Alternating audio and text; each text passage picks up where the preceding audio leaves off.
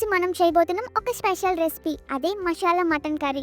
ఒక్కసారి వండితే రుచి లోకాన్ని మరిపిస్తుంది, అదే తింటే ముక్క ముక్కలో మ్యాజిక్ ఉందని అనిపిస్తుంది. ఈవెన్ బిగినర్స్ కూడా అరే మటన్ కర్రీ చేయడం ఇంత ఈజీయా అనేలా ఉంటుంది. సో ఆలస్యం ఎందుకు, మరి మొదలు పెట్టేద్దామా?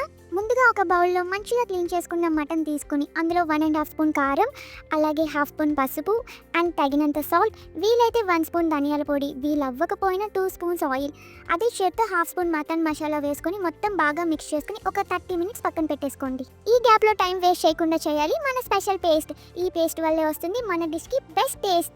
నా ఒక మిక్సీ జార్ తీసుకొని అందులో అల్లం, అలాగే వెల్లుల్లి, ఒక చిన్న కప్పుతో ఆనియన్ పీసెస్, అలాగే 1/2 స్పూన్ జీలకర్ర, 1 స్పూన్ ధనియాల పొడి, కొంచెం కొత్తిమీర అండ్ 1 గ్రీన్ చిల్లీ, తగినంత సాల్ట్, ఇంకా ఒక 5 జీడిపప్పు వేసుకొని మొత్తం ఒక ఫైన్ పేస్ట్ లా చేసుకొని పక్కన పెట్టుకోండి. లేట్ ఎందుకు మిత్రమా, ఇంకా కర్రీ స్టార్ట్ చేసేద్దామా?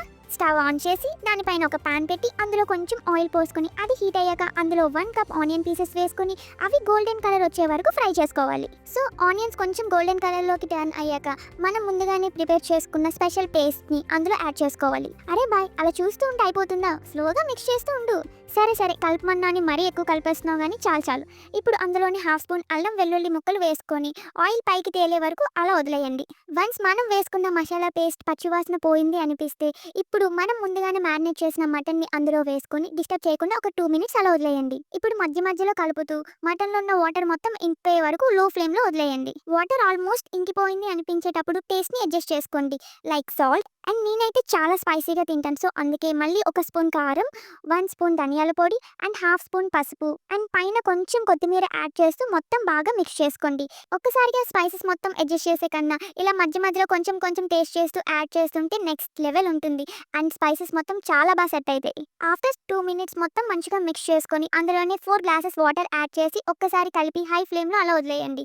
కొంతమంది కుక్కర్లో చేయడానికి ఇష్టపడతారు, కావాలంటే ఈ టైంలో మీరు కుక్కర్లో కూడా షిఫ్ట్ చేసుకొని ఒక 4 విజిల్స్ వచ్చాక స్టవ్ ఆఫ్ చేసేసుకోండి. బట్ ఇలా ప్యాన్లో చేసుకుంటే టేస్ట్ నెక్స్ట్ లెవెల్ ఉంటుంది. కొంచెం పేషెన్స్తో ఇలా ఒక్కసారి ట్రై చేసి చూడండి, మీరే అంటారు వాహ్ ఏముంది టేస్ట్ అని. So after some time water అంతా దగ్గర అవుతుంది.